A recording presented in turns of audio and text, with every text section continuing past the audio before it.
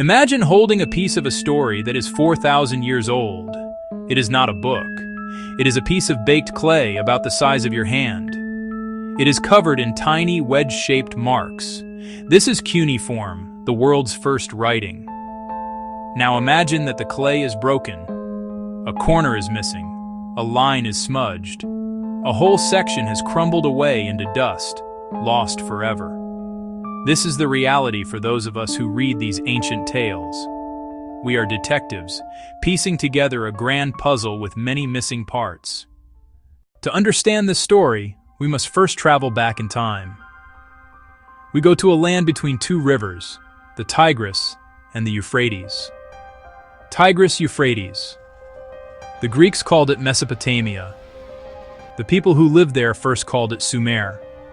This was over 5,000 years ago. The Sumerians were extraordinary people. They built the first cities. They invented writing. They created laws. They created literature. Their world was alive with divine energy, and their myths explained how everything came to be. Two of the most important deities in Sumer were Inanna, Enki. Inanna was the goddess of love, war, and the city of Uruk. She wanted her city, Uruk, to be the greatest in the world. Enki was the god of wisdom, magic, and fresh water, dwelling in the Abzu beneath Eridu. The story begins with a journey. Inanna decides to travel from Uruk to Eridu. She prepares carefully, putting on her finest clothes and jewels. She boards the boat of heaven and sails down Mesopotamia's canals to the Abzu to get the me. She knows she cannot take them by force. She will use wit and charm. Enki sees her coming. He is captivated by her beauty and boldness. He orders Isimud to prepare a grand feast. Cakes with honey and butter are made. Fresh, cool water is brought. Beer is brought. Wine is brought. They drink and drink more. The drink dulls Enki's wisdom. His generosity grows and he boasts. Drunk, he decides to give her a gift, the sacred me. Inanna tunes. In the name of my power, in the name of my Abzu, I will give the holy me to my daughter Inanna. He gives her kingship, the shepherd's crook, the exalted shrine, priesthood. She receives the leather worker's art, the builder's art, the basket weaver's art. She receives the power of truth and deceit, the arts of war and peace. She takes music, heroism, and the scribal art. Enki passes out. Inanna leaves with civilization's secrets. The morning after the great feast is not a happy one for Enki. The wine has worn off. His head is pounding. Where are the me? My master, you gave all of them to your daughter, Inanna. The text describes Enki's shock and regret. This is where our historical detective work becomes tricky. The cuneiform tablets that preserve this myth are damaged at this crucial point. We have a clear record of the first sets of me, but then the clay crumbles. The final groups are lost. When Enki awakens and gives orders to Isimud, some specifics are missing or unclear. We glimpse monstrous guardians, but details are obscured by breaks in the clay. What were the exact words? What was the full extent of Inanna's prize? The missing lines create a sense of mystery. With a clear head and a furious heart, Enki launches a desperate pursuit. He cannot let Inanna reach Uruk. If she does, the me will be established there forever, and Eridu's glory will fade. He commands Isimud to take the boat of heaven and chase her down. Enki plans 7 interceptions along the river. Oh, Inanna, you may go to your city, but you must give me back the boat. Inanna is not one to give up her prize. She turns to her faithful vizier, Ninshubur. When Isimud tries to seize the boat, Ninshubur fights him off. They continue upriver. Enki, god of magic and water, does not give up. He unleashes the Inkum. He sends the 50 giants of Eridu. He sends the wild-haired Lahama, guardians of the waterways. At each of 7 gates, a fearsome challenge blocks the way.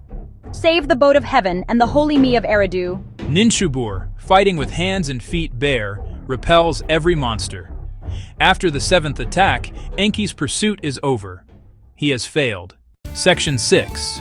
The triumphant return to Uruk. Having overcome all of Enki's obstacles, Inanna arrives at the docks of Uruk. The journey is over. The prize is secure. The people of Uruk pour out to welcome their goddess. They are filled with joy and excitement. The magnificent boat approaches, laden with divine treasures. A great celebration begins. Drums and music fill the air. Inanna has fulfilled her promise. She begins to unload her precious cargo. She ceremonially presents the me to her people. The me which she had received, she set them up in her city. She establishes the throne of kingship, so Uruk can have a just ruler. She establishes the rights of the priesthood, so the gods are properly worshipped. She establishes the arts and crafts, so the people can build a prosperous home. Enki accepts defeat and offers reconciliation and blessing.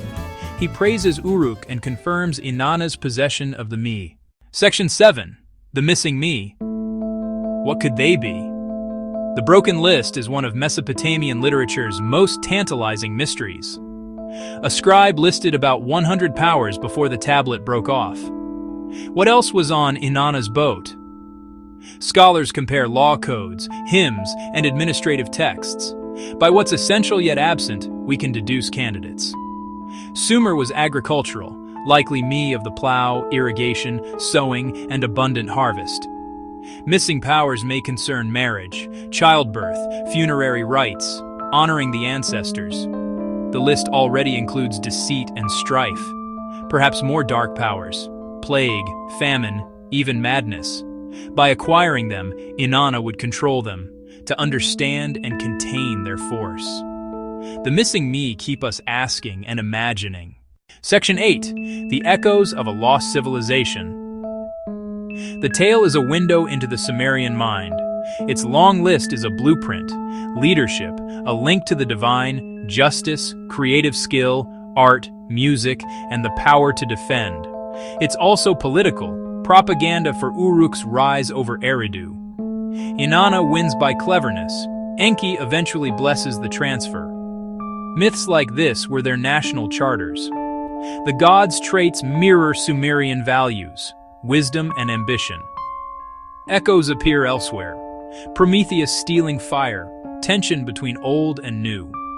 They were first to write down this human drama, and it still resonates. 4 millennia later, their voice endures. Section 9. Why the missing pieces matter. Why care about a few missing lines on broken clay? Because history is fragile. The missing me symbolize all that time erased. For every tablet found, countless others are lost. The gaps spark curiosity, turning readers into investigators. They push us to scour every clue, lists, hymns, accounts. The Sumerians saw the gods in crown and loom alike. Huge thanks to Thunderbird Perch for making this video possible. Thank you for watching. Please subscribe, like, and share. Think about it. A new world awaits.